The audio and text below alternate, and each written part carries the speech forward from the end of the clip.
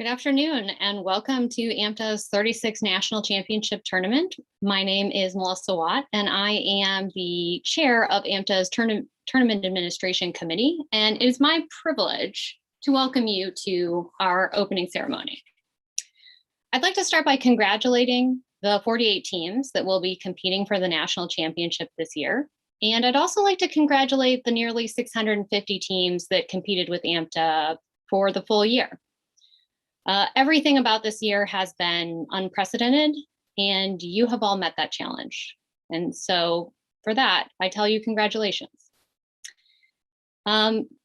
Typically, our Nationals opening ceremony is a spectacular celebration of our students and of the season, and it's always a lot of fun to share that experience with all of you. Unfortunately, as you know, we can't be together this year, and our entire event will take place over Zoom.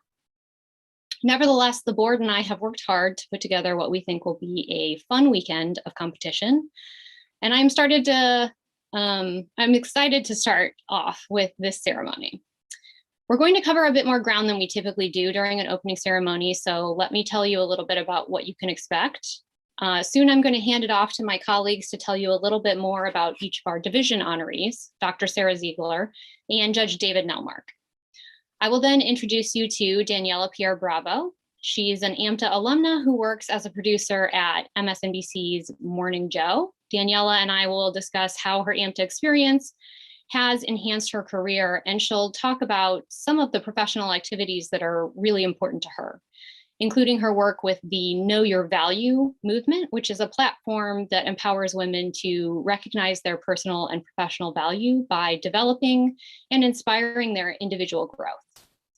Then we will announce the winners of the two of AMTA's annual awards, the Neil Smith Award and the Coaches Hall of Fame.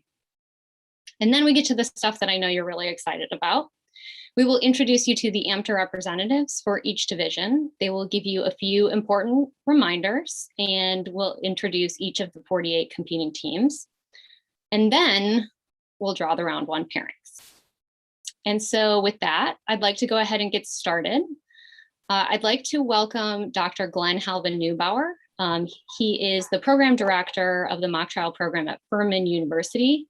He is a former president of AMTA and a current AMTA board member, and he's going to tell you about Dr. Sarah Ziegler. If I have Glenn here. Thank you, Glenn. Thank you so much, Melissa. This year, AMTA is honoring one of its finest citizens, Provost Sarah Ziegler, Eastern Kentucky University. It is my honor to say a few words about Provost Ziegler and why her many contributions to AMTA merit having a championship division named in her honor. My first meeting with Provost Ziegler was an inauspicious one in the fall of 1999. Our first conversation was a phone call informing her that EKU was being sent to the Greenville Regional rather than to Louisville, a switch that added 4 hours to the EKU team's drive and also required them to traverse the North Carolina mountains on I-40 in January. If that has no meaning to you because of where you live in the country, I'll be glad to give you more information on that in a private call. She realized that I merely was the messenger, but she did not hide her displeasure concerning this move in AMTA's decision-making process. Within 6 months of this initial interaction, Sarah returned to Greenville for the board's annual meeting. 6 years later, Sarah would return to Greenville, this time to be elected as the organization's first female president. Ziegler's meteoric rise to prominence in AMTA is tied to the transformation of our organization from a mom and pop operation to a well-oiled machine. Sarah was part of a coalition that insisted that AMTA's bylaws be reformed, its financial practices be modernized, and our processes become more transparent, not just to those who were on the board of directors or other insiders. Despite her Tony academic pedigree, BA, Reed, PhD, UCLA, her professional career was spent at a nearly open enrollment university located in Appalachia. And this made her a strong voice in AMTA for schools that were under-resourced and whose students did not fit into the traditional 18 to 20-year-old demographic.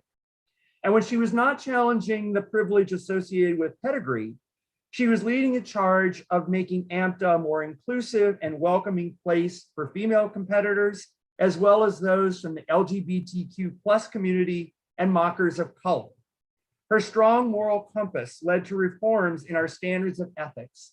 And at every turn, she rallied people in the organization who would join this movement within AMTA to make it a more professionalized, to make it the professionalized organization that it is today. She was an inspiration to several members of AMTA's current leadership team. While I could provide more plaudits for Professor and Provost Ziegler's considerable leadership skills, they are among the finest I've seen in my 40+ years in higher education. They are not her top character trait. That would be her ability to be a friend. So many of you in this community understand that AMTA is not just about the competitions. It is about the relationships, and relationships that last a lifetime. From that one rocky phone call in 1999, I not only became a lieutenant in Ziegler's reform posse, but we became co-authors of several scholarly papers and even published one together in 2010. Because of Sarah's status as a super friend, I became her student in an ongoing seminar on food and wine and shoes.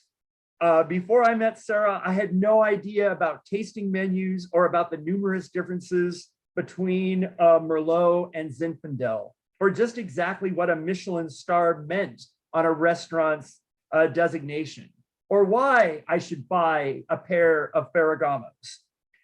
She's the kind of friend who picks you up when you are down, who never minces words, who always is straight with you. The kind of friend who never leaves you wondering why, or who does leave you wondering why you were so fortunate to have the pleasure of knowing her.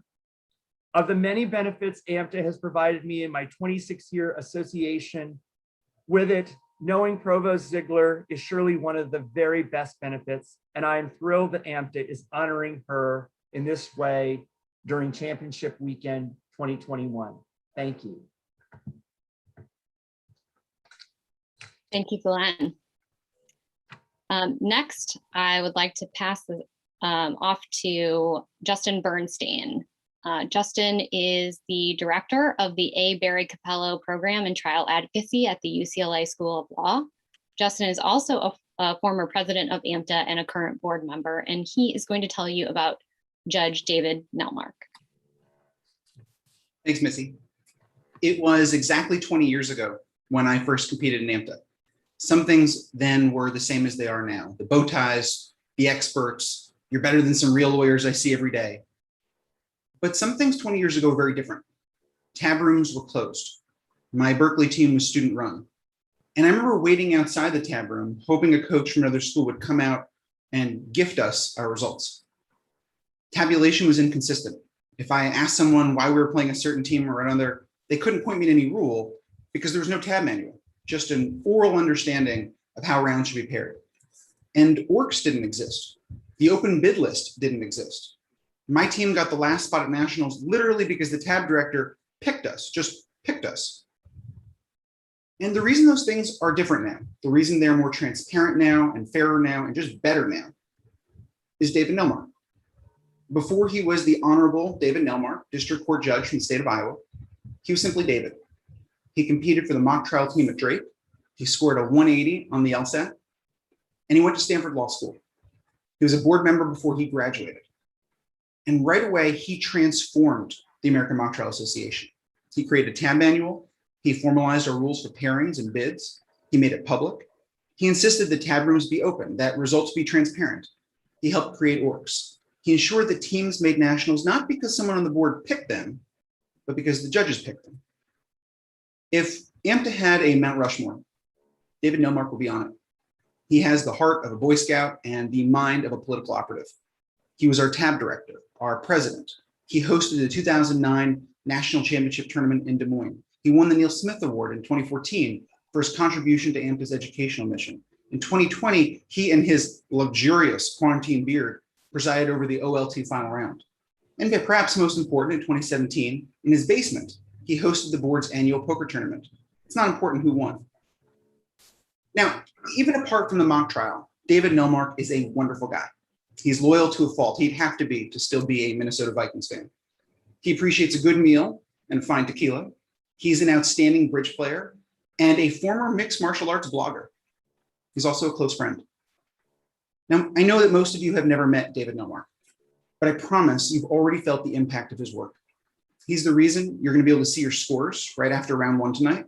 He's the reason that round 2 is going to be paired fairly, regardless of whether you're coached by a board member or whether you're completely student run.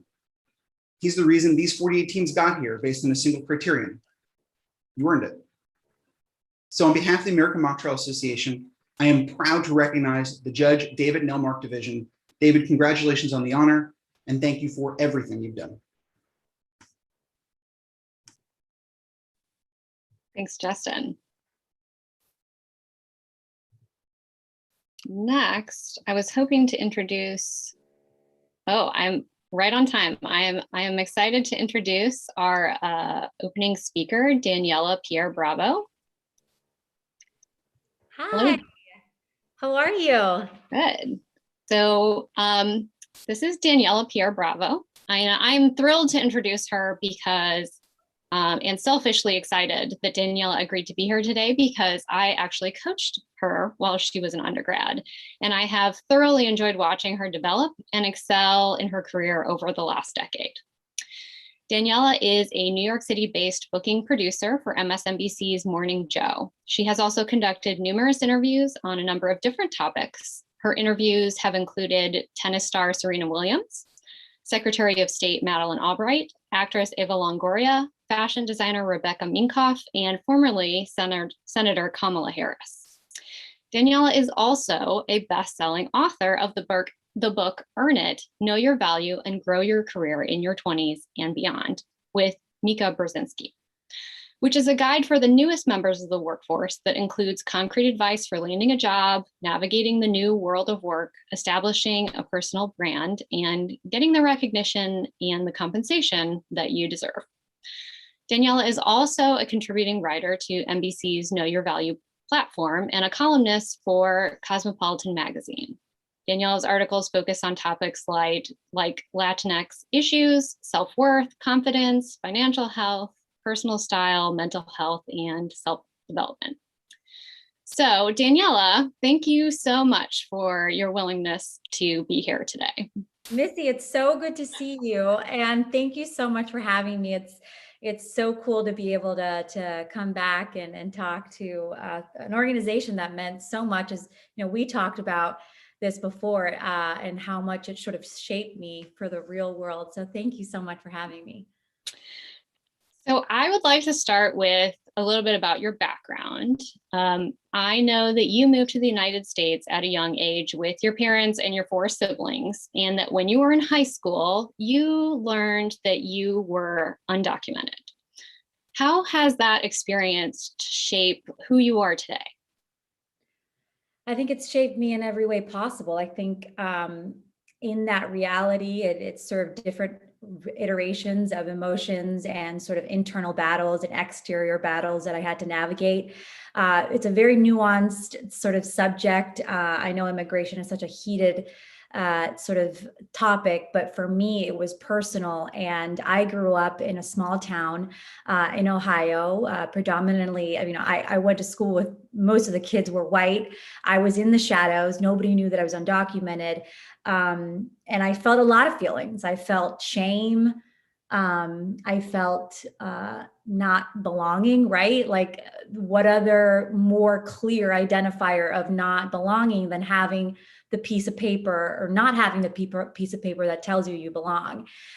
So when you are a kid, when you're a teenager and trying to figure out, what you want to study and getting into college. And for me, I was like type A, studious, like oldest of 5, family of immigrants. So it was really, really hard. And it sort of taught me this tentpole, this grounding rule that I have for myself now, which is, don't wait for people to tell you how to do things. Don't wait for permission. Don't wait for the playbook.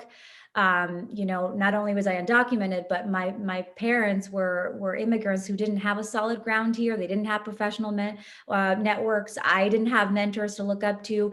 So there wasn't that playbook, right, that was paved out for me. But, little by little, immersing myself into experiences that perhaps felt scary, perhaps felt uncertain, but taking it one step at a time and controlling the only thing that you can control, which is you and your actions and how you react to what was a very uncertain world back then.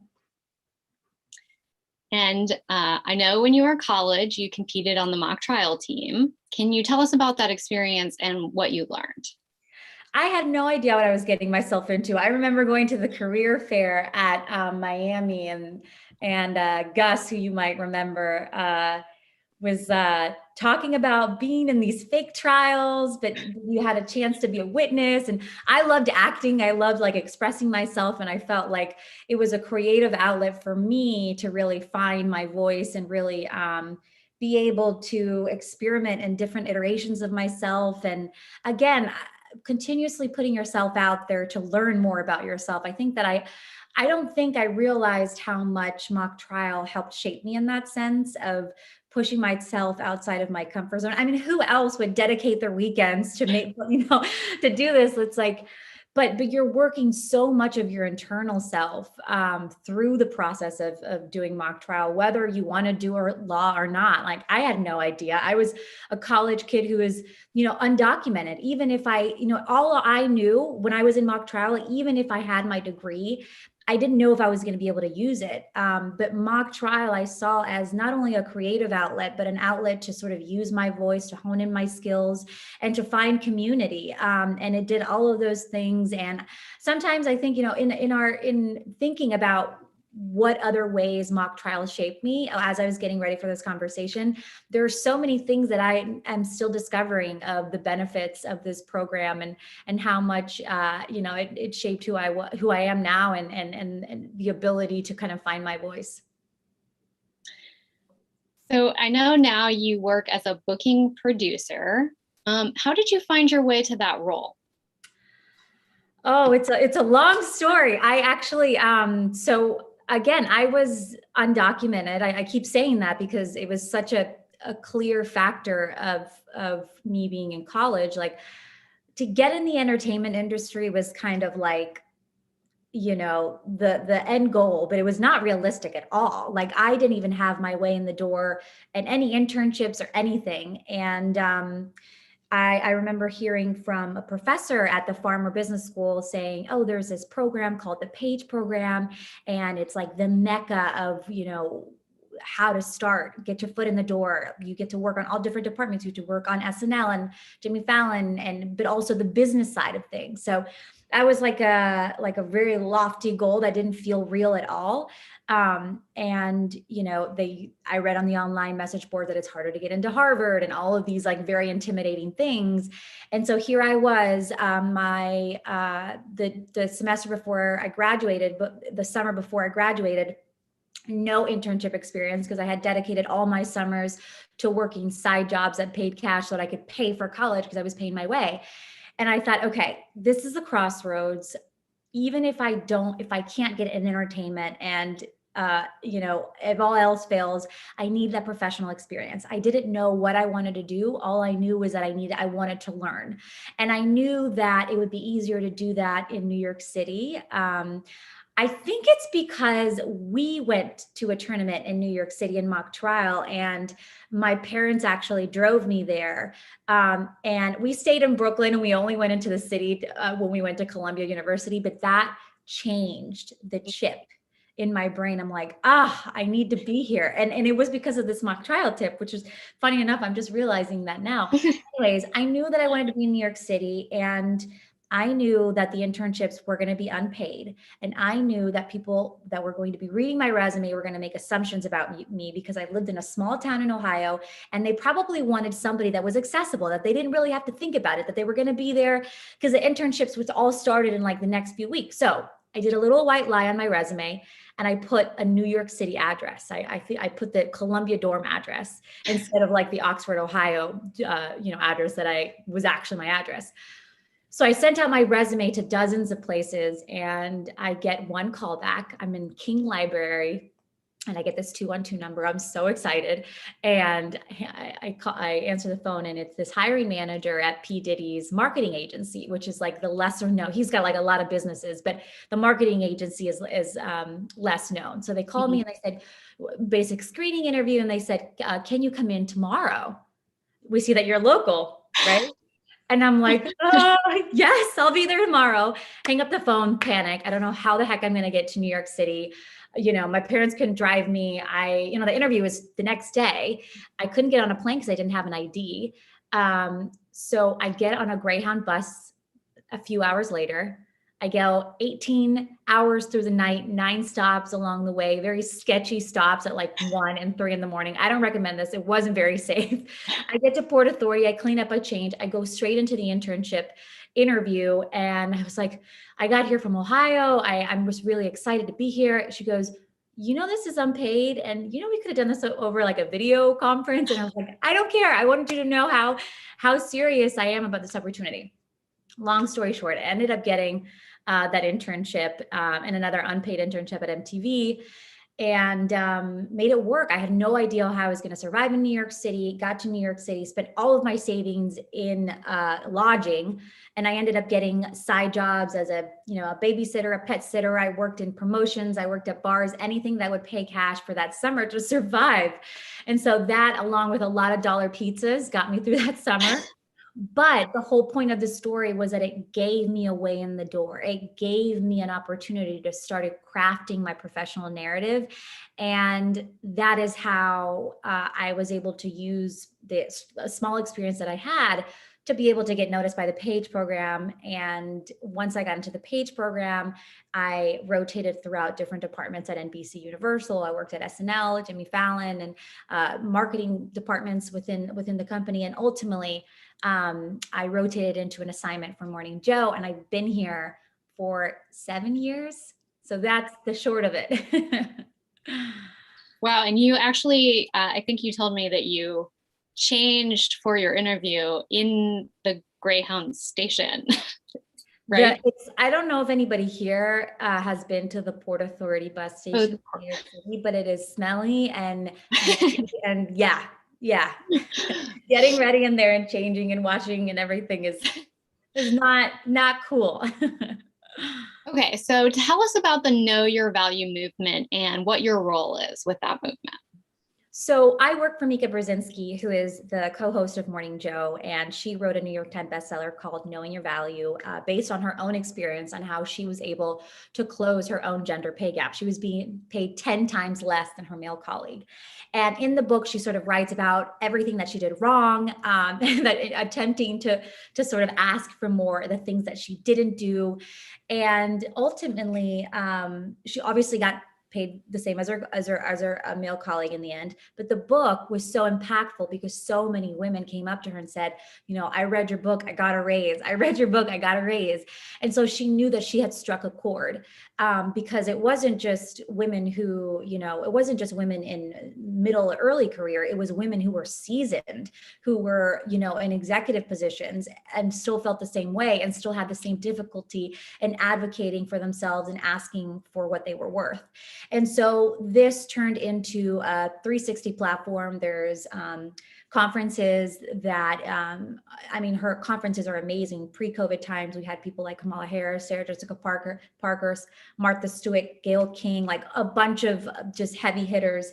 And it also lives on a website under NBC News, Know Your Value. And we do 360 content on everything that impacts women, and really creates content on allowing them how to know and grow their value and speak about themselves more effectively. So tons of important, more now than ever, right? COVID has changed everything. And so My role is I'm the millennial ambassador, so I write all of the content that deals with the millennial aspect of knowing your value and growing it. And we wrote this book together called Earn It, which we collaborated on. We talk about both of our experiences, and we interview tons of amazing women, from people like the CEO of Deloitte to women in fashion to women in finance and business and law. I mean, there's so many different barriers.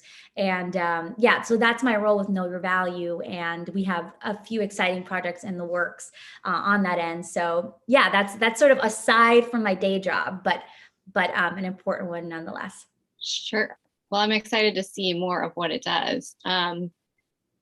As you know, many of our students will go on to law school and become attorneys, but many do not want to go to law school. And I know that because when I competed as an undergrad, I actually had no interest in law school, despite the fact that I later went to law school and I'm now a litigator. I didn't go to law school, you may know, for 5 years, until 5 years after I graduated. How would you say that your time in AMTA prepared you for your current career? Well, I think that more than anything, like, I think about what it is that you do, like the exercise that mock trial is making you do, which is advocating for yourself and finding your voice. So whether you want to, all of the intricacies of what it, of case law and all of the things that sort of prepare you for law school are great in that regard. But if you don't want to go to law school, I feel like I'm still kind of pinpointing the things that mock trial gave me. Every time that I go into a meeting and I have to pitch a guest to my boss, and let's say it's a guest, a woman of color who probably doesn't have a lot of TV experience, but that I trained her and that I really feel that she could make a strong voice on the show. I feel like I'm in an opening argument, right? So it's like, it's knowing how to craft your argument and finding your advocating power. I feel like a lot of what it means to find your advocating power is knowing your voice. And knowing your voice, finding your voice in the workplace, I think encompasses a lot of things. It first of all, it encompasses the physicality of finding your voice, right? Which mock trial is so good at. So it's like, what is the tone that you use? What's the body language? What is the physical posture that you're using? I mean, those things are all important. I think that we don't talk about it enough. And then the other thing, finding your voice has a lot to do with how you decide to develop an argument, whether it's you're in a witness, you're playing a witness or you're playing an attorney, like you are crafting the things that you're standing up for. So even if it has nothing to do with law, you are already in that sort of exercise of feeling what it feels like in your physical body to make an argument, to do it in a public setting, to put yourself out there and be okay with like failing a few times and flubbing a few times and getting past that. And I think that mock trial, aside from, getting you all of the experience of being, a potential lawyer, that's what it does. And I think that it's helped me immensely. And I work in TV. So, I mean, and it's still helpful to me. So finally, I'd like to turn to your advice. You have written a book and now a second soon to be published book about taking control of your career in your 20s. And so what advice do you have for our students? Yeah, I mean, the amount of career advice that I have for young people that I wish I knew is like, we would have to take 5 hours. But I think that there's two things that I would say that you should consider when you're coming into the workplace. There are so many rules that I feel like you have to sort of hone in on. And sometimes those rules don't necessarily translate to your second and third and fourth year. So when you're coming into the workplace, I would say, really honing down and differentiating yourself as somebody who's indispensable, who wants to roll up their sleeves and do the work is really important. I think nowadays, organizations and companies want to be able to to, give space to people who have ideas, but at the same time are willing to go the extra mile and roll up their sleeves and do the work. That is not the advice that I would give somebody when they're trying to pivot. And I say this especially to women listening right now, because for me, an immigrant, right? So an immigrant who has always felt grateful for the opportunities in front of me, because there are opportunities that my family couldn't even imagine, right?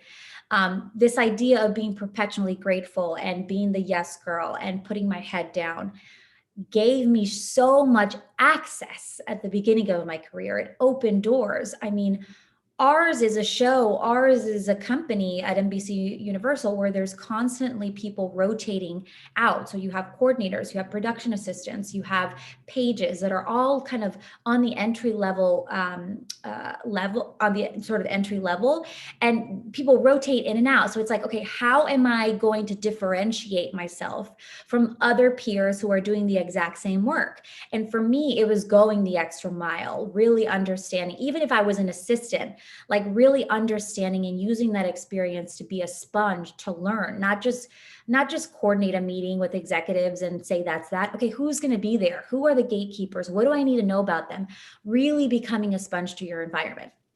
Now, second and third part of your career is a little bit different, because when you have that perpetual gratefulness about you, when you feel like you always have to say yes to things, when you feel like you have to put your head down and do the work, nobody's going to know what you're doing if you don't tell them. I think that's something that a lot of people take for granted. It's like, oh, if I just do a good job and I sit down and do my work, surely somebody's going to notice. Nobody's going to notice. Nobody's going to notice if you don't say it out loud, and you have to say it consistently. And I think for women, it's especially important. And we have to get over the fact that we're boasting or we're being too confident or we're, forget it. Guys are better at that, right? Guys will talk somebody's head off about their latest accomplishments and all that. For women, it's harder. But we have to push through that narrative, because one of the reasons why I wrote Earn It and why it's so important is because women, when they come into the beginning of their careers, they already make substantially less than their male co-workers, and it takes them forever to catch up. Why? One, because men, when they start in the workplace, they negotiate the first salary. Women don't. So it spirals into this snowball effect, and we're constantly kind of leaving the trace to be farther and farther behind. So a lot of advice that I have, but I would say when you're coming in, don't underestimate, positions that might not be so glamorous, like the assistant jobs, the coordinator jobs. Like, don't feel like you have to rise like at the, don't feel like you can't get enough of the experiences, even if they're on a low level, because if you're willing to be a sponge to your environment, and if you're willing to, put in the extra work at the beginning, like what you get in return is tenfold. That's great. That's great advice. I really appreciate that. I know those are some of the similar topics that we talk about in the law and women in the law based on the statistics that are available. So I would like to thank you so much, Daniela, for your willingness to come and talk to us and to our students. And I'm very excited to see your next book and what you continue to accomplish. So thank you so much. And everybody, good luck. I hope to meet you guys sometime, either it's digital or virtual, you guys. If you want to connect, I'm at D Pierre Bravo, and I will hear from you guys soon. Thank you so much, Missy. Thank you. And if you want more information about Daniela or her books or her social media, you can find it on her website. And if you Google Daniela Pierre Bravo, we did share some information about her on our social media. And if you are looking to find out more about her, then feel free to shoot me an email or someone on the board, and we'll make sure we get you connected. So, thank you, Daniela. Bye. All right. Next, I'm going to ask Toby Heitens to come on screen. Toby is a director on the AMTA Board of Directors, and he's the most recent winner of the Neil Smith Award, and he will be here to present the next winner of the Neil Smith Award.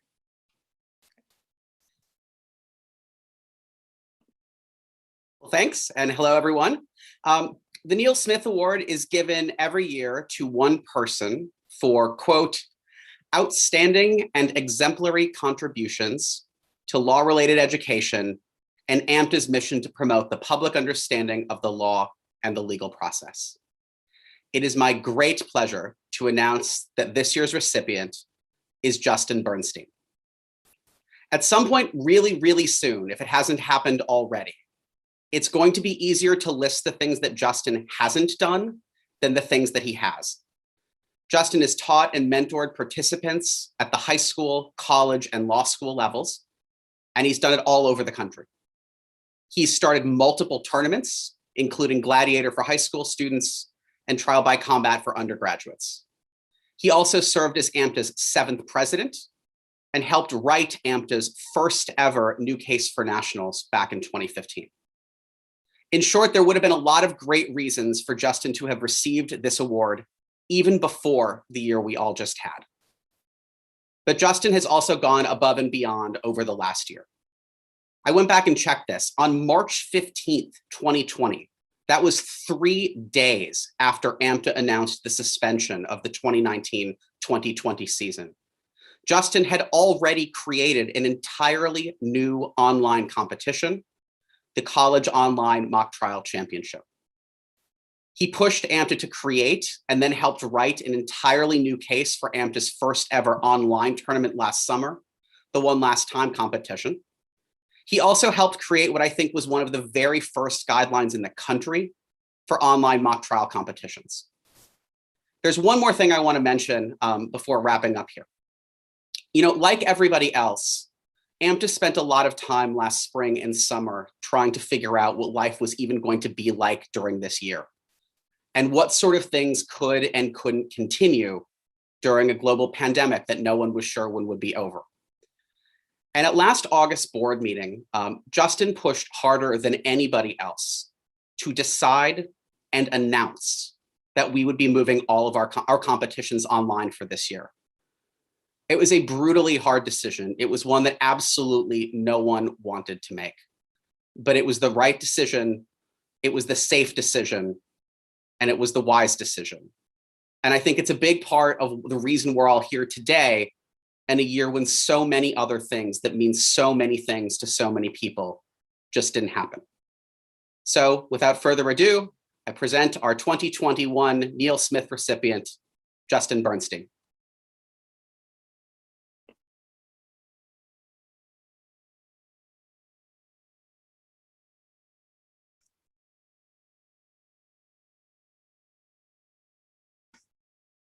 Thank you.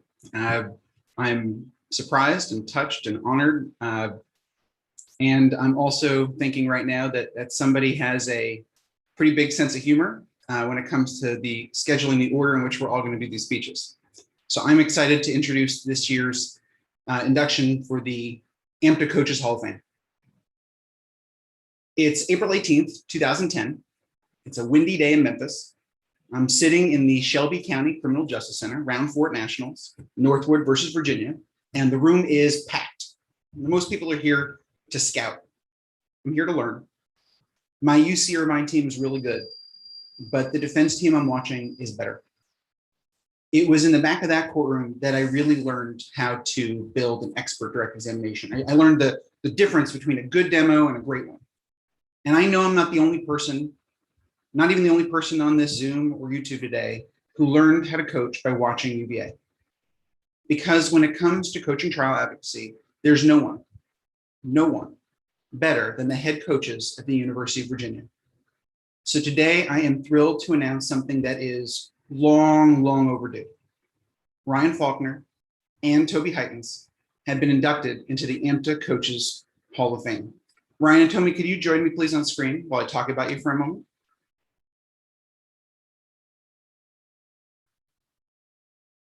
Thank you, gentlemen.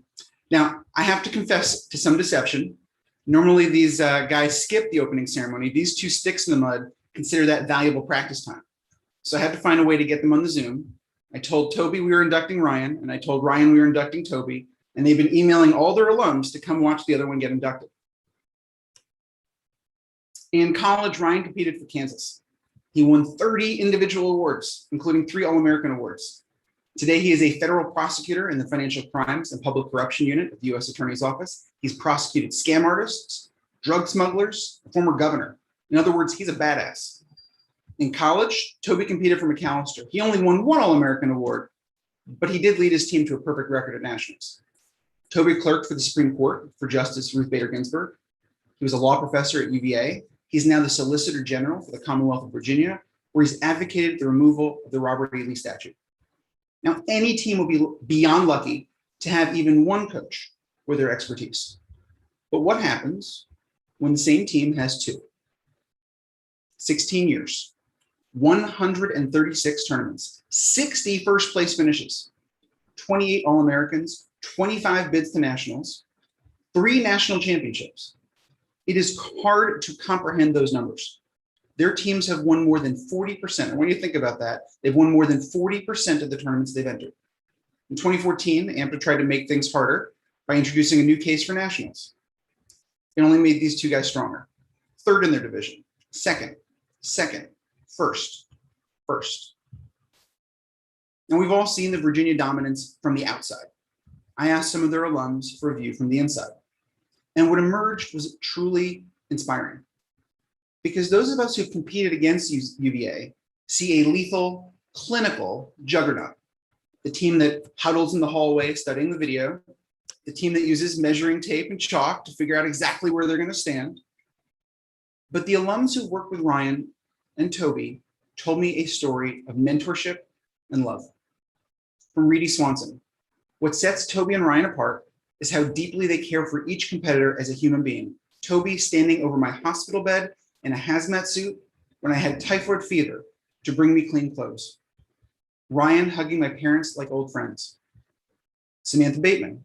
I've called up the 2 of them every time I've applied to schools or jobs or had an interview. They've both been unfailingly generous. Paul Wiley.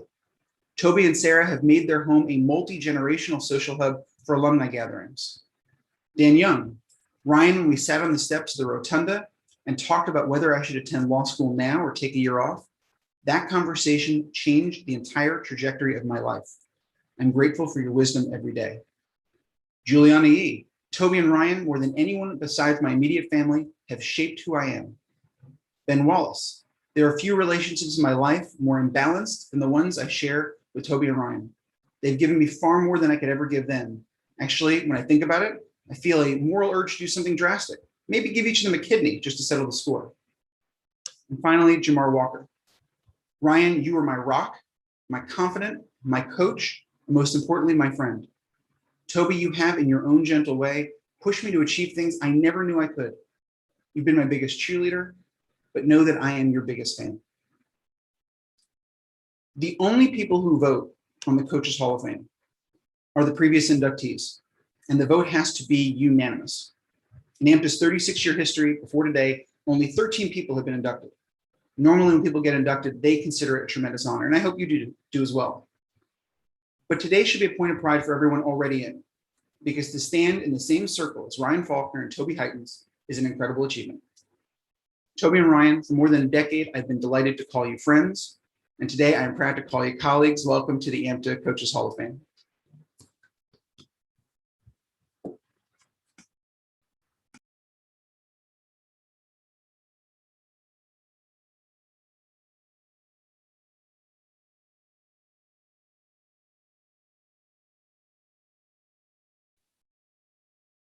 Congratulations to my friends, Justin and Toby and Ryan. Those are all very well deserved. Next, we are moving to our remarks from our president. Brandon has provided his remarks via video, which I'll explain, but first let me introduce you to Brandon. Brandon Harper became AMTA's president on May 15th, 2020, and will serve in that capacity until May 15th of 2022. He is currently an assistant United States attorney at the U.S. Attorney's Office for the Southern District of New York, where he investigates and prosecutes a wide array of federal criminal offenses. Before that, he worked in private practice at O'Melveny and Myers LLP in New York and served as a law clerk to the Honorable Karen Nelson Moore of the U.S. Court of Appeals for the Sixth Circuit and the Honorable Raymond A. Jackson of the U.S. District Court for the Eastern District of Virginia. He is a graduate of Washington University in St. Louis, where he competed for 4 years and served as president. He is a graduate of Penn Law, and in addition to his service on the board, Brandon has volunteered as a mock trial coach for several programs, including WashU, Penn, William and Mary, and Columbia.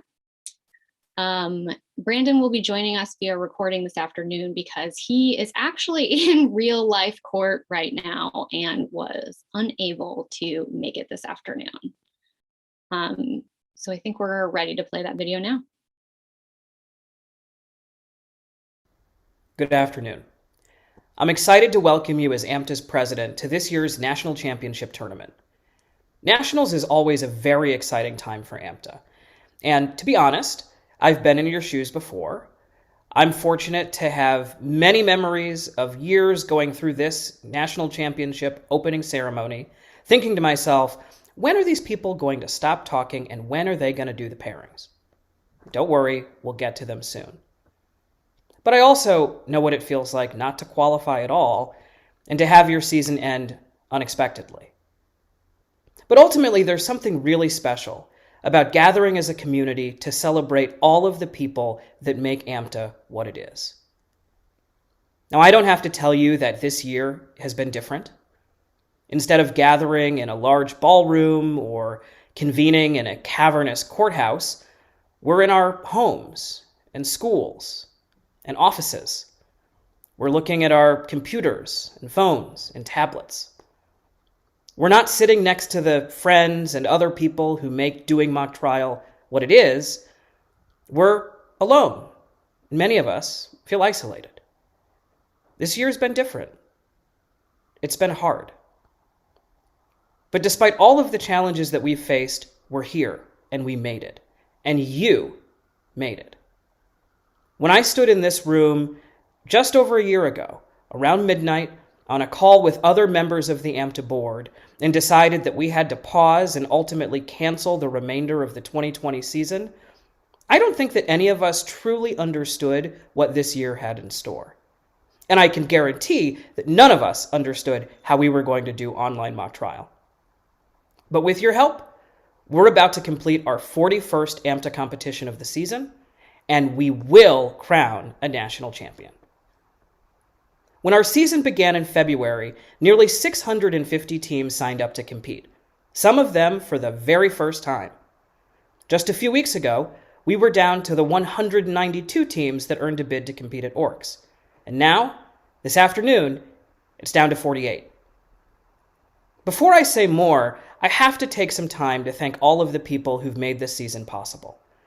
Now, I know that for many of you who follow AMTA very closely and watch us on YouTube, you're probably thinking, every time I see this guy talk, all he does is thank a bunch of people that I've never heard of before. And that's fair. But just like you can't win a round on your own, no single person can run AMTA. And so I want to say thanks. Thanks to every single member of the AMTA board. The directors and candidate directors, they're all volunteers. AMTA doesn't pay them for what they do. They have full-time jobs, families, and other important responsibilities. And yet they've always answered the call this year because they love this activity and they care so much about the people who love it too. I also want to thank all of the volunteers who serve on AMTA committees by writing our cases, recruiting our judges, working with our hosts, planning logistics, communicating with you by email and on social media, mentoring our new schools, serving as tournament hosts and AMTA representatives, and so much more. I also have to say a word of thanks to Professor Kent Stressman of the Santa Clara University School of Law, who worked with us to design the tournament administration system that every AMTA competitor has used this year. Thanks to Professor Stressman's willingness to meet with us more times than I can count, and probably more times than he wants to remember, we were able to develop an online ballot and tournament administration system that does exactly what we wanted it to do. And we're proud of it. And we're grateful to Professor Stressman. Finally, I want to thank two people who've been true pillars this year. Will Warahay, AMTA's past president, has done more necessary and yet unglamorous work behind the scenes this year than I'll ever be able to fully describe. I'll never know how he does it while still coaching a team and practicing law full time, but thank you, Will. And the last person I want to thank is Missy Watt, AMTA's Tournament Administration Chair. Missy was described this way by a member of the Student Advisory Board who's worked very closely with her this year. Like hundreds of programs across the country, our program faced the real possibility of being unable to compete if the AMTA season proceeded in person. As a student leader and a graduating senior, I'm incredibly grateful to Missy for enabling the 2020-2021 season to take place at all. Thanks to her efforts, the 2021 season has been no less valuable, edifying, and significant for students by virtue of its online format. And that's true. You've all received her emails at all hours of the day and night. You've seen her today, and you'll see her again this weekend. Not a day goes by where she's not thinking about how to improve the student experience of this activity. And for that, I and we are incredibly grateful. So thank you, Missy. Before I hand it back for the rest of the opening ceremony, I want to tell you a little bit about what AMTA's been up to this year, what we've done. I also want to give you a preview of my plans for next year, where we're going. So first, what we've done. We've been busy. Last summer, I announced that for the first time in AMTA's history, we were establishing a permanent committee on diversity and inclusion. And we made sure that the chair of that committee serves as a member of AMTA's executive committee. Professor Delois Leapart has served as the chair of the committee this year, and that committee has been hard at work doing, among other things, the important task of undertaking our most serious effort to date to recruit prospective judges with diverse backgrounds and experiences to help better diversify our wonderful judging pools. I'm also proud to tell you that for the first time ever, all AMTA representatives completed a mandatory implicit bias training, and all AMTA judges were significantly instructed in more detail than ever before about the importance to us of this activity being an inclusive environment for all of our competitors, regardless of their background and regardless of their ability. Both of those will continue. As you know, we also updated our captain's meeting form so that you can now self-identify in the way that you want. I know it's a small change, but it makes a big difference. I was also proud to appoint 17 students to serve on the Student Advisory Board. I'm delighted to tell you that these students represent the rich diversity of our organization. They come from both public and private institutions, programs with coaches, programs that don't have coaches. They come from coast to coast and 16 different programs. They represent each of last year's 8 ORC sites, and they span every competitive band. And they've worked really hard. They created a scrimmage site so that you could easily scrimmage teams from across the country. They helped us put together an online student orientation so that you know what to expect with online competition. They met with numerous members of the board for hours and provided feedback on the motions we discussed at the mid-year meeting. And they also provided feedback on the case, on our rules, and on our procedures. And I know they're currently working on additional projects that we hope to announce very soon. And finally, they've planned a pretty fun event that they're going to be hosting for the 48 national championship teams on Sunday. We hosted the One Last Time tournament so that seniors whose seasons were cut short could compete with their friends for one last time. We hosted an online exhibition tournament for new programs so that our newest schools could compete at a significantly reduced cost in the online format before regionals. We also streamed multiple rounds at ORCs online so that members of our community could watch the wonderful trials of our participants, even if they weren't able to be there in the Zoom.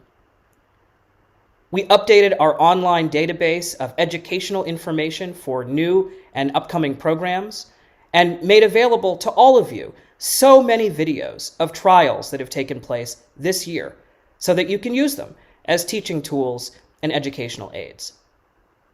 And we were transparent. For the first time ever, we streamed our annual meeting on YouTube so that you could actively participate in AMTA's decision-making. So where are we going? Well, first, I want to emphasize our efforts around diversity and inclusion will not cease, and I look forward to sharing more details with you about all of the steps that we're going to be taking in that direction in the coming months. But if you have ideas and suggestions, I want to hear them. Email me directly at amta.president@collegemocktrial.org. We'll also be hosting our annual board meeting in July, and I fully intend to make sure that you can participate.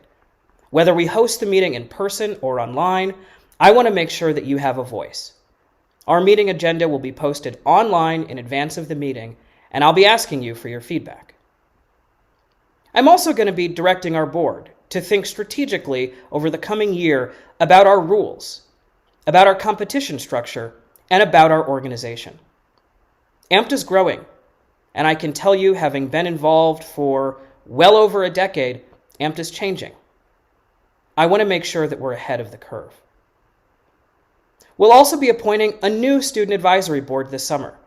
So pay attention, current competitors, to the AMTA website and social media for application details. The inaugural SAB has done a fantastic job, and I'm excited to talk to all of you who might be interested in serving in the next group. I'm also going to be putting out a call for service on AMTA committees. As I've said, we can't do what we do alone. So if you want to help us, please keep your eyes out for opportunities to do so. We're also going to focus even more on helping and mentoring our new programs. I intend to host a new program and new coaches academy next year to help our new programs and coaches learn the ropes so that regionals isn't the first time that they're stepping into a courtroom, and so that the regionals experience, and hopefully the Orcs and Nationals experience, is a positive one for everybody. In addition, I'm going to be asking alumni and coaches to help us. I intend to appoint an alumni and coaches advisory council to help advise the board as we continue to do our work during the year ahead. For those of you who are graduating, I hope that you stay involved. Volunteer to coach a team, judge a scrimmage or a round. Come back in a couple of years and volunteer for a committee or to serve as an AMTA representative. And when the time comes, please apply to serve on the board. Now, I know you're ready for me to wrap up, so I'll do that. But before I do, I want to talk directly to the competitors. I know you're ready to compete, and I know you want to win. Believe me, I wanted to win. But I also know that in the moment, although it might feel like winning the ballot or getting that final rank is the most important thing in the world, what you're getting out of this experience is so much more than that. My time in mock trial produced some of the best friends in my life. Honestly, people that I go to in the best of times and people that I lean on when things feel impossible. When all is said and done, the ballots are counted, there are three things that you'll take away from this experience: the skills that you honed, the friends that you made, and the memories you'll keep. So here's my challenge to you this weekend. Practice just a little bit more and hone those skills. Keep building the relationships with your friends and with your fiercest adversaries. And have fun so that you can look back on this weekend fondly. Thank you all so much for a great year. Thank you for giving me the privilege of serving as AMTA's president. I'll see you again on Sunday at the award ceremony, and then again at the final round. But for now, good luck.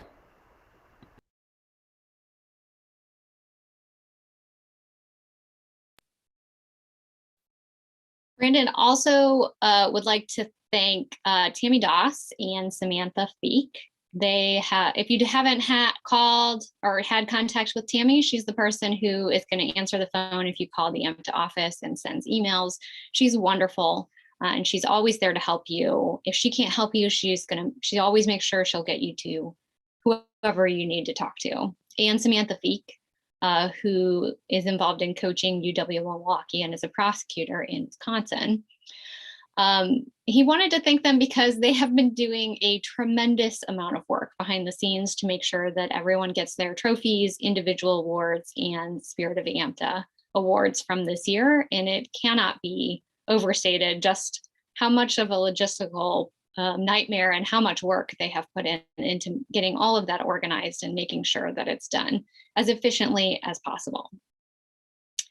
So with that, I am ready to hand it off to our reps from the Dr. Sarah Ziegler division.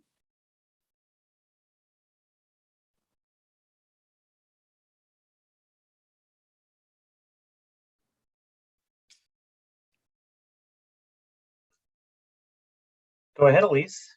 Oh, okay. Yeah, I'll start off by introducing myself. So my name is Elise Wilson. I'm going to be one of your AMTA reps in the Dr. Sarah Ziegler division. I am an attorney in Atlanta, Georgia. I coach the Georgia Tech mock trial team. And I'm really, really excited to be here this weekend with Jonathan. Hi, everyone. I'm Jonathan Woodward. I'm honored to serve as your tabulation director for many years. I'm an attorney here in Milwaukee, Wisconsin. I competed for the University of Missouri a long time ago, actually against Ryan Faulkner, our tribal school at the University of Kansas, but he's been a great friend for many, many years. So I'm glad to see him receive that honor he received a little bit earlier in the award ceremony. Do we have David Ben-Mayer with us? David, please introduce yourself. He'll be one of our assistant reps this weekend. Hi, everybody. I'm David Ben-Mayer. I'm a professor at Buffalo State College, and I coach their mock trial team. And we have one other sort of co-representative this weekend. She couldn't be with us because she's also in real court right now. That's Amelia Yomalakis. She's an AMTA All-American. She competed for Rhodes College about 6 years ago or so. She went to law school at Boston College, and now she works for the Legal Aid Society in New York City. So we're glad to have both David and Amelia helping us this weekend.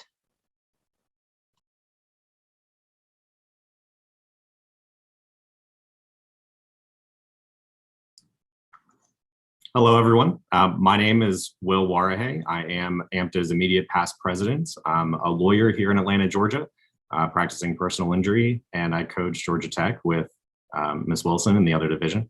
I'm a former competitor myself. I competed for Elon University, and I've been coaching mock trial ever since then with Elon and now with Georgia Tech. And I'm really glad to be here this weekend to serve as one of the AMTA reps in the Judge David Nelmark division with Jacinth. Hey, everybody. I'm Jacinth. I am based in San Francisco. I'm a tech operations consultant and investor. I competed for 4 years at Claremont McKenna College, started AMTA repping just a couple of years after that, and I'm on the board with Will and very excited to be doing your division today. And we're joined with our assistant reps this weekend, Devin Holstad and Michael DiPolito. Are you guys on the Zoom? There's Devin. You want to introduce yourself, guys? Yeah, hi, I'm Devin Holstead, former competitor at Loyola Chicago, who I also now coach. We were supposed to host you all in person at the national championship last year, but unfortunately, we'll have to push that to another year and live with Zoom for the time being, but happy to be here and help out with everybody. Hi, everyone. First off, congratulations on making it to the final 48. My name is Michael DiPolito. I'm an attorney in Providence, Rhode Island, where I coach Brown University. I also serve as the secretary for AMTA, and I was a former competitor, like I believe everyone here. I competed for Duke, and then I coached there for a while, and I've been coaching now for almost a decade, which is insane to think about. But I guess it just shows, once you're in Midlands, it's really hard to leave Midlands. But congratulations and looking forward to a terrific weekend. Thank you, guys. So next, we're going to go through just a couple of quick reminders. We're not going to go through everything in exhaustive detail because we know you guys have been through 2 rounds of competition already. So I'm going to turn it back over to Jonathan for one reminder, then we're just going to go through real quick, and then we'll get to our parade of captains. So Jonathan. This will be very quick, and this is one of many things where I get to do the fun, easy work, which is to make the announcement, but this is the result of a lot of hard work by our president, Brandon Harper, by our judges committee, and by lots and lots of folks on the board of directors to get a really nice qualified judging pool together for this weekend. We have really strong numbers. So I'm pleased to announce that we will be counting 4 ballots per round this weekend. So the presiding judge's ballot will count, and we will internally be assigning 3 scoring judges to count. In many cases, you will actually have more judges in your room than that. Those additional judges will have ballots, but we will not be opening or counting those ballots. You'll get their comments. Again, that's so that we have backup ballots in case judges lose connection or things along those lines. Also, just so that we have that little bit extra pad in case, you know, judges don't show up for whatever reason. But our numbers are looking really strong, and we'll be able to have 4 very good qualified judges that will count in all rounds this weekend. So thank you to everyone who was able to make that happen so that I could give you all that good news.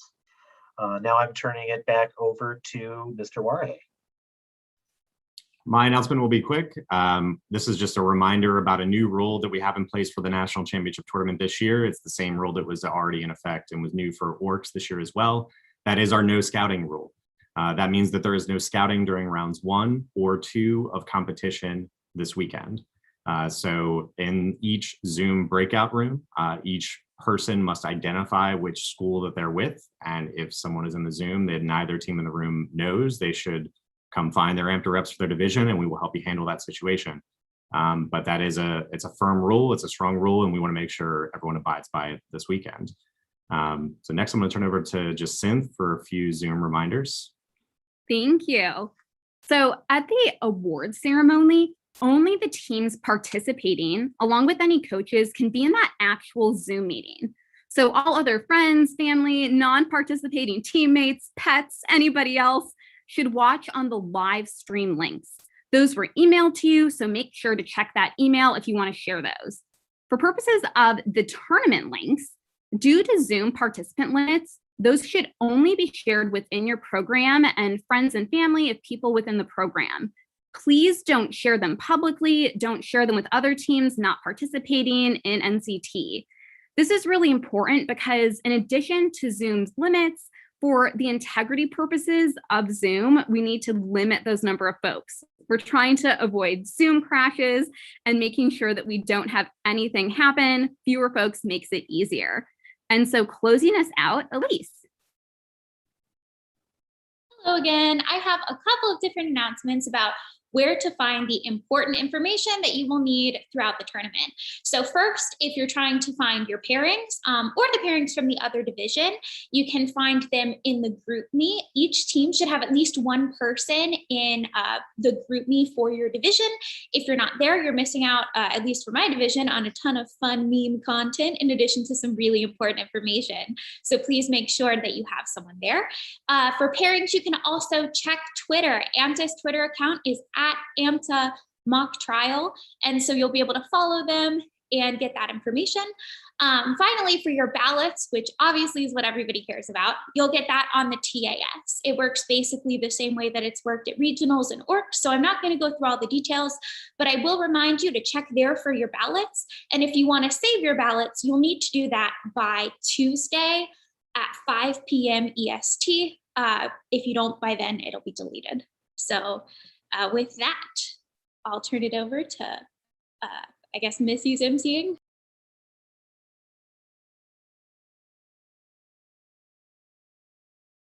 Jonathan, you want to do your division first? You can go ahead. All right, just to orient everyone on how the parade of captains is going to work, all of the AMTA representatives will be taking turns sort of calling you to the virtual stage.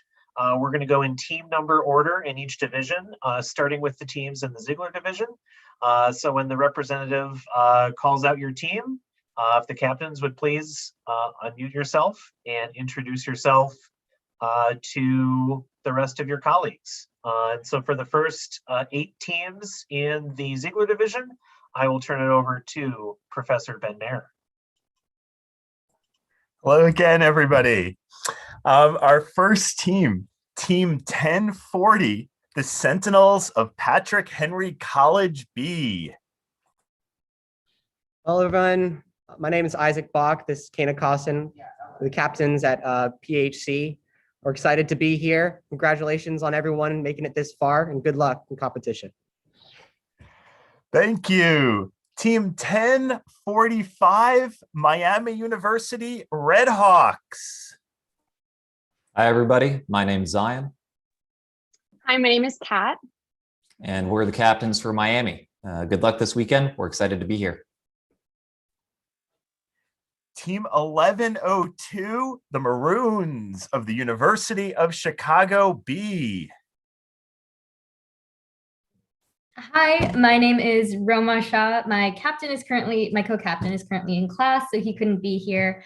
But both of us are really excited to be here, and we have a ton of first years on our team. So hopefully this is an exciting experience for them. Good luck to everyone this weekend. Team 1105, the A team of the UCLA Bruins. Hi, everyone. I'm Natalie Penn. I'm Camille Schaefer. And we captain 1105. Team 1114, the UMBC Retrievers. Hey, y'all. My name is Sydney Gaskins. My name is Natalie Murray. And I'm Thomas Kiley, and we are UMBC. Team 1123, UC Berkeley Golden Bears. Hi, everyone. I'm Sophie. And I'm Grabir. And we're UC Berkeley. If we're anything, we're true to form. So we did break out our bathrobes. And good luck, everyone. Good luck. Team 1137, Fordham at Lincoln Center B, Rams. Hi, I'm Andrea. Hi, I'm Amanda. And we captain 1137. Good luck this weekend, guys. Congrats to everyone. Team 1156, University of Portland Pilots. Hi, my name's Gubir, we see you. We see you. Tracksuits, baby. Let's go dancing. Can't wait to see you guys this weekend.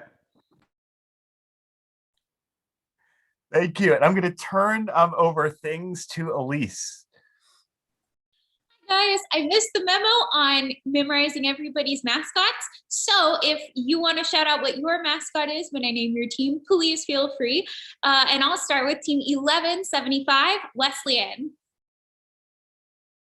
Hi, I'm Lincoln. I'm Virginia. We're the captains of Wesleyan, the Cardinals. Today's my birthday, and I'm really excited to do this on my birthday. Woo! Happy birthday! Thank you. All right, next up, we have my neighbors to the south, team 1185, Florida A. Hi, everyone. I'm Caitlin. I'm Sophia. I'm Jordan. And we're the Gators. Let's do this thing. All right. Next up, we have team 1193, Virginia A. Hi, I'm Ryan. My co-captain is James. Don't know if he's on. We're the Virginia Cavaliers. Next up, we have out of wonderful Atlanta, team 1218, Emory B. Hello, everyone. I'm Max Friedman. Hi, guys. I'm Danielle Jacoby. We're captains of Emory B, and we're really looking forward to a great weekend. Good luck, everyone. Next up, we have team 1232, Lafayette. Hey, everyone. We did not plan this. We're very bad at this. I'm Will. And we're the captains of the Lafayette Leopards. Best of luck this weekend. Next up, we have team 1238, Ohio State. I'm Gazebo. And I'm Ronald McDonald, and we're the clowns of The Ohio State University. All right. Next up, we have team 1294, Tufts. I don't even know if we can follow that. That was way better than we were going to do. Hi, I'm Oliver. I'm Bennett. We're Tufts, the Jumbos. And we know what everyone's thinking. What happened after party? Don't worry. Message Bennett. He'll send you the Zoom link after the final round. Let's go. Next, we have team 1311, UC Santa Barbara. Hi, everyone. I'm Maddie. Hi, I'm Alex. And we're the captains of UC Santa Barbara. My team wants me to do something cool, but after seeing Clay and Michael, I don't think I can follow that. So I'll just say good luck, everyone. Good luck. All right, and with that, I will turn it back over to Jonathan to announce the last captains from our division. Thank you, Elise. And we're going to start in Durham, North Carolina, the Blue Devils of Duke A. Hi, everyone. I'm Seva. Where's AG? He's not here. We're the Blue Devils. Nice to meet you. Good luck, everyone. Next, down to Evanston, Illinois, and the Northwestern Wildcats. Hello, everyone. I'm Jacob. I'm Michael, and we represent the Wildcats of Northwestern University. Go you! And you! Good luck, everyone. City of Brotherly Love, Philadelphia, and the Quakers of Penn. Hi, guys. I'm Sarah. I'm Alfie, and we're happy to be here. Cambridge, Mass, Harvard University, the Crimson. Hey y'all, I'm Travis. Hi, I'm Stella. And we're the captains of Harvard Mock, and we're so excited for this weekend. Good luck, you guys.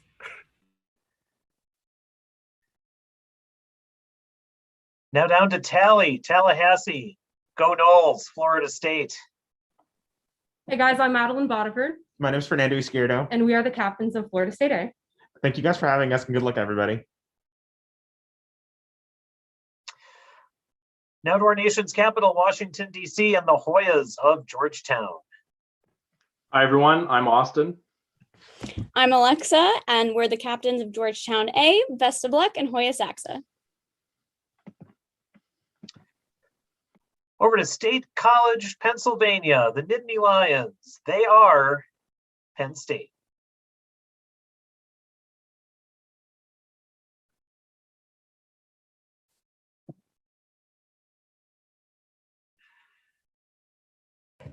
I'm Jeff. That was Dan. Nice to see you guys. I love it. And now Columbia, South Carolina, the Gamecocks of SC. My name is Megan Carter. I'm Tanner Wise.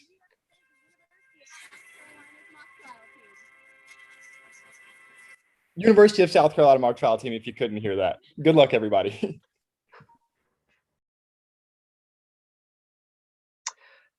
All right. That's it from the Ziegler division. Now to turn it over to the Nelmark division. All right, I have the honor of kicking things off for the Judge David Nelmark division. Starting out on the West Coast, UC Davis, the Aggies.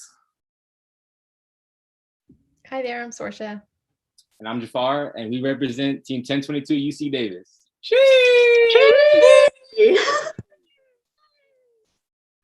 Next up, we've got the Sentinels from Patrick Henry A. Hey, everybody. I'm Ben Crosby. And I'm David Bainbridge. And good luck to everybody. Heading up to Ithaca, New York, the Big Red from Cornell University. Hey guys, my name's Kanisha. Hi, I'm Reagan. We're representing Cornell A. Good luck, guys. Now over to the Midwest, the Northwood University Timberwolves. Hello, everyone. I'm Ricky. I'm Parker. And I'm Simeon. And we're We're from Northwood. And lastly, the Maroons from the University of Chicago A. Hi, I'm Davis. Hey guys, I'm Henry. And together we're representing U Chicago, and best of luck to everyone this weekend. Yeah, go Henry. Woo! And now I'll pass the baton to Jacinth. Awesome. So now we have team 1106 from UCLA Bruins. Hi, everyone. I'm Riley Shapiro, one of the captains of Team 1106. Have a great weekend, everyone. Good luck. Team 1130, the Wheaton Thunder. Hi, I'm Claire. And I'm Courtney. And we're the captains of Wheaton. Team 1136, the Fordham Lincoln Center Rams. Hi, everybody. My name is Travis Knopper. I'm Lizzie Weinman. We are so thrilled to be here. We're the captains of Fordham Lincoln Center A. Good luck, everybody. Team 1182, the Iowa Hawkeyes. Hi, everyone. My name is Thomas Finn. Hi, I'm Schaefer, and we're representing the Iowa Hawkeyes. Nobody from our team has been here before, so we're really excited. 1186, the Florida Gators. Hi, everyone. I'm Naomi Harden. And I'm Dominic Maya. And we're the captains for 1186 UFB. We're really excited to be here. Best of luck, everyone. 1194, the UVA Cavaliers. Hi, everybody. My name's Kevin. And I'm Nick. And we're Team 1194 UVAP. Wahoo wah. Thanks, everybody. Good luck, guys. 1049, the Stanford Cardinals. Hey, everyone. I'm Aisha. I'm Liz. We're Stanford. And now passing over to Michael. Thanks, Jacinth. We're going to continue this parade in Atlanta with Team 1217, the Eagles of Emory University. Hi, I'm Sarah. And I'm Catherine. And we are Emory Mock Trial. Woo! Thanks, everyone. We're going to go to Cleveland with the best team number in all of AMTA, Team 1234, the Spartans of Case Western. Hi, everyone. I'm Nick. I'm Max. And we're excited to be here. We're from Case Western, the Spartans. Good luck this weekend. All right, next we're going to ship on up to Boston, where we've got the BU Terriers, Team 1270. Hi, everyone. I'm Monet. And I'm K-Rod. And we're here representing Boston University. And we're happy to be with all of you in sunny California at Nationals today, where we've got some great weather. So we're looking forward to a good weekend. Good luck, everyone. Thank you, Terriers. I just looked it up. It is 42 and raining in Boston. Our next team is in Irvine, California, where it is 69 and sunny. That would be the Anteaters of UC Irvine, Team 1322. Hi, everyone. My name's Marique. I'm Lexi. And we're the captains of UC Irvine Mock Trial. Like us Anteaters like to say, zot, zot, zot. Thanks, everyone. We're going to go back to the East Coast, to our nation's capital, with Team 1335, the Colonials of George Washington. Hey, boss babes. I'm Jen Shopman. I am and captain from 1335 George Washington. Best of luck to everyone this weekend.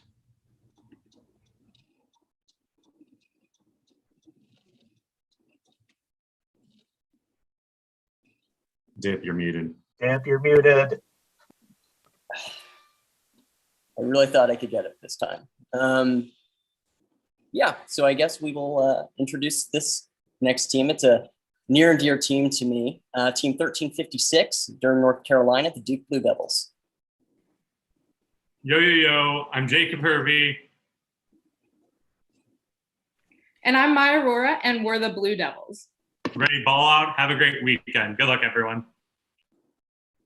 Thanks, everyone. I will turn things over to Will Warhay to continue the parade of captains. Will? Thanks, Michael. I'm going to bring it home, I think, with 50% Big Ten teams here. So we'll start with the Golden Gophers from Minnesota, 1359. Hi, I'm Colin, My name is Harshita. and we're the captains of the University of Minnesota. Good luck, everyone. Next, we have the Wolverines from Michigan, 1395. Hi everyone, I'm Joe Vincent, and me and my co-captain Jacob represent the Michigan Wolverines. Go Blue, and we wish everyone the best of luck this weekend. Looking forward to some fun rounds, guys. Now we're actually going to go out to California, UC San Diego Tritons. Hi guys, my name is Riley. I'm Jamila. And I'm Arnav. Good luck from sunny Southern California. Our next team is the Tribe from William and Mary, team 1489. Hi everyone, my name is Lauren Forsyth. Hi, I'm Celine Zalamea. And we are the captains of teams 1489 William and Mary, and we are sending all of the luck and love to all of you this weekend. Good luck. Next up, we have the Terrapins from Maryland, 1495. Hi, everyone. I'm Isaac. Hi, everyone. I'm Alana. Oh, sorry. Hi, everyone. I'm Abdullah. We're from the Terrapins of College Park. We're really excited to have a great weekend and hopefully have a bunch of great rounds. Good luck to everyone. And to finish out the Judge Nelmark division, the Bulldogs from Yale, team 1593. Hi, I'm Kinsey. I'm Montana. We're from Yale. Good luck, everyone. All right, and that concludes our parade of captains. Our next item on our agenda, which if you feel like this has been long, we were scheduled to start the parade of captains on our itinerary at 4:10 p.m. Eastern time, and it's 4:12, so we're ahead of schedule. So I'm going to ask our reps for the Dr. Ziegler division to come on screen, and we're going to do the round one pairings, Jonathan. Yes, we are. And I know the Ziegler division is thrilled with my card shuffling abilities and random draw skills. Got many, many compliments after the division draw. So I've been, yeah, it's random, believe me, it's random. So I've been shuffling these cards throughout like the whole opening ceremony, all the speeches for like the first hour, and like trying to shuffle them like 8 different ways. So I'm as excited as you are and as curious as you are to see how it's going to be. The chat is on fire right now. I love it. So without further ado, I'm just going to, I know people, I hear people like the shuffle on the screen, so I'm just going to do a few more shuffles on the screen to show you. And we're gonna light it up right now. The first team that is going to be plaintiff in the Ziegler division, team 1156, the Portland Pirates.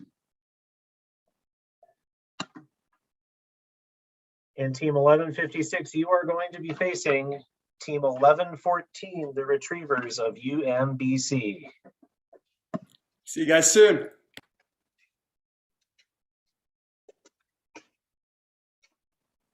Our next plaintiff team going into courtroom B is team 1102, the Chicago Maroons.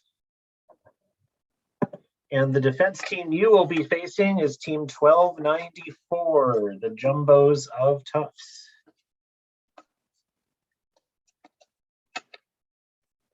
Plaintiff in courtroom C is team 1638, the Gamecocks of South Carolina.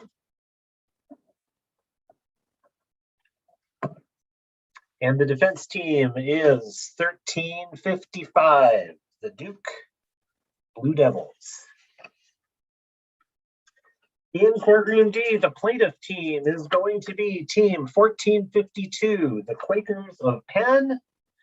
And the defense team in courtroom D, team 1137, the Rams of Fordham B.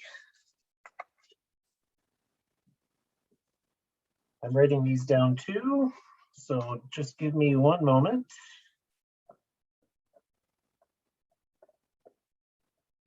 All right, all caught up. Courtroom E, the plaintiff team is going to be team 1232, the Leopards of Lafayette. And your defense opponent is going to be 1479, the Harvard Crimson.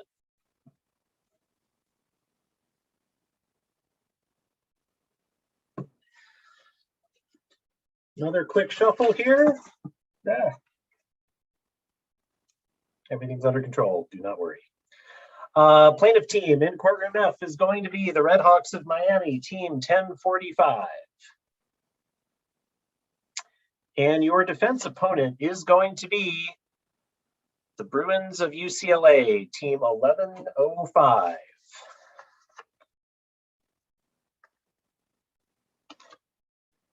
In courtroom G, the plaintiff, Nittany Lions of Penn State, 1562.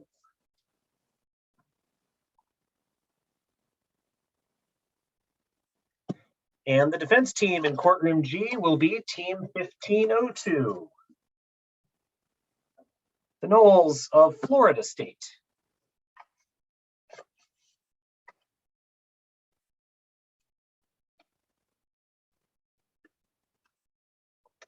In courtroom H, the plaintiff team will be team 1185, the Florida Gators. And the Gators will be facing the Gauchos, team 1311, UC Santa Barbara. In courtroom I, the plaintiff team will be team 1238, the Ohio State Buckeyes. And the defense team in courtroom I will be 1123, the Golden Bears of Cal. In courtroom J, your plaintiff team is the Georgetown Hoyas, 1535. And the defense team against them, nearby, team 1040, the Sentinels of Patrick Henry B.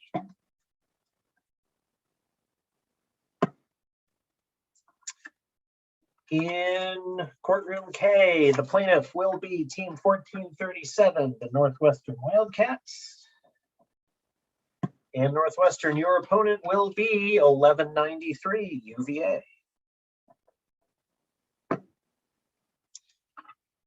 And finally, in courtroom L, the plaintiff will be 1218, Emory B.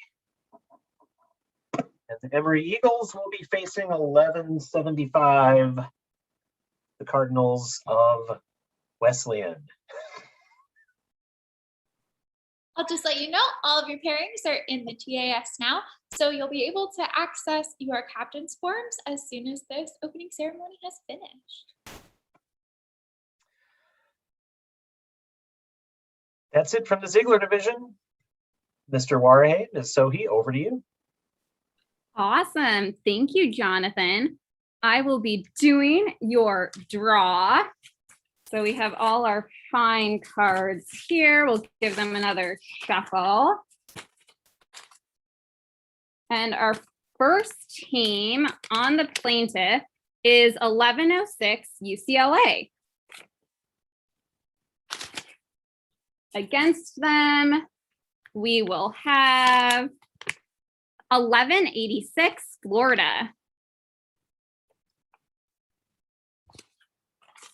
Next up in B, we have 1194 UVA. Against them on the defense, we'll use this one that just flew out of the hat. That is going to be 1270 Boston University. In courtroom C, on the plaintiff,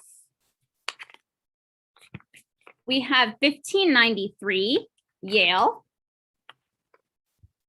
And against them on the defense is going to be 1101 Chicago. In courtroom D, we start out There's two stuck together. I'll draw again. This is going to be 1049 Stanford. And against them on the defense is going to be 1136 Fordham Lincoln Center. In courtroom E, we have 1395 Michigan. And against them, 1359 Minnesota. Midwest represent. Next, we have team 1, 2, 3, 4, Case Western on the plaintiff. And on the defense, 1335 GW. G on the plaintiff, 1022 UC Davis. And against them, we have 1322 UC Irvine. In courtroom H on the plaintiff, we have 1489 William and Mary. And their opponents on the defense, 1356 Duke. In courtroom I on the plaintiff, 1055 Cornell. And their opponent,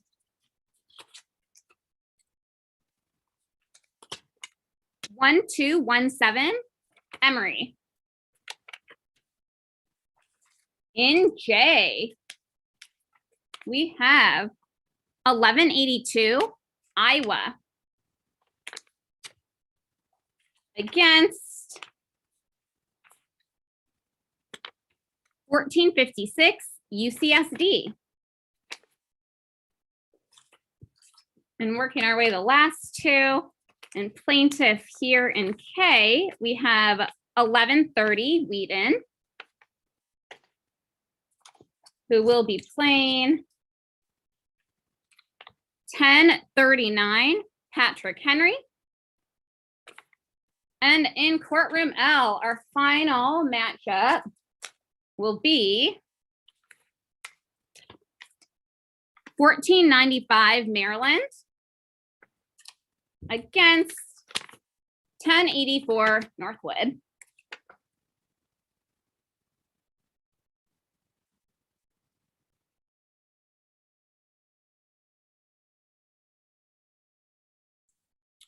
All right, everyone. I believe, unless Missy has anything else to add, I believe that brings us to the end of our closing, or excuse me, our opening ceremony. I'm going to leave the pairings up here. You can immediately make your way over to the Zoom links for your divisions. For the Nelmark division, the pairings are being put into TS right now, if not already there. So your captain's forms will be ready and the breakout rooms will be open shortly. Thank you, everyone, for coming, and good luck this weekend.